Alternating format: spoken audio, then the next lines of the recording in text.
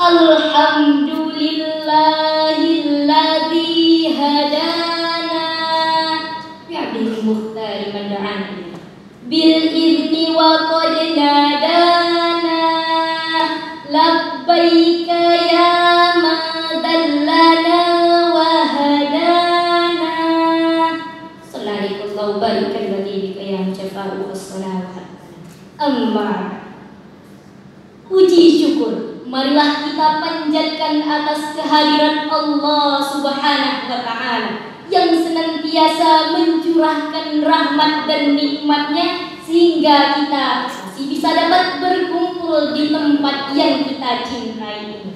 Sholawat beriringkan salam tak lupa pula kita kirimkan kepada baginda kita Nabi besar Muhammad sallallahu alaihi wasallam dengan ucapan kita bersama-sama Allahumma sholli ala sayyidina Muhammad wa ala ali sayyidina Muhammad.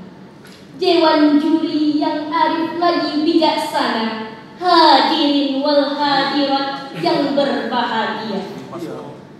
Bangsa Indonesia dengan mayoritas muslim yang taat menjalankan perintah agama sudah saatnya mengambil hikmah dan pelajaran dari bulan Ramadan untuk menciptakan, membangun kedisiplinan dalam berlalu lintas dan kedisiplinan dalam seluruh aspek kehidupan yang merupakan perintah agama dan perintah negara.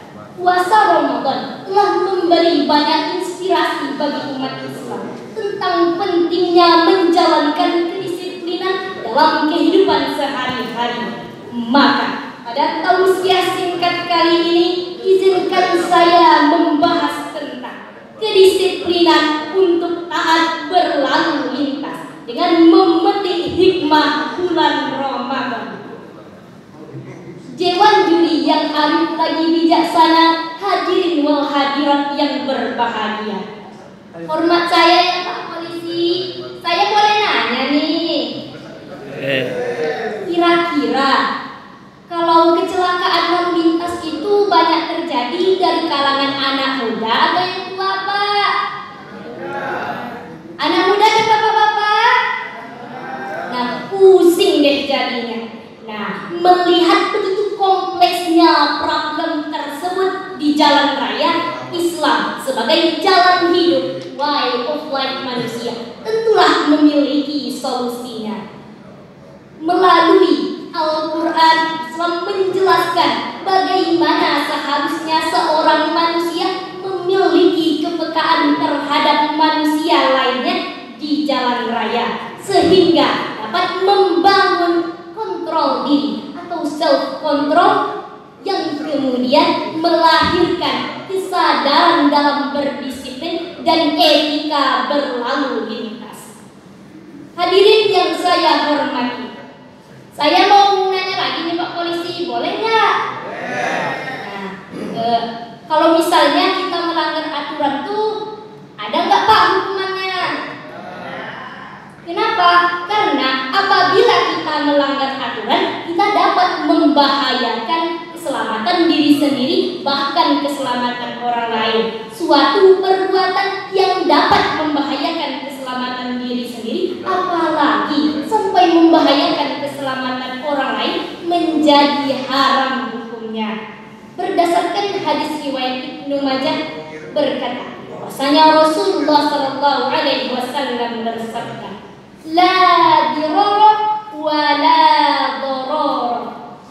Tidak boleh membahayakan diri sendiri dan tidak boleh membahayakan orang lain.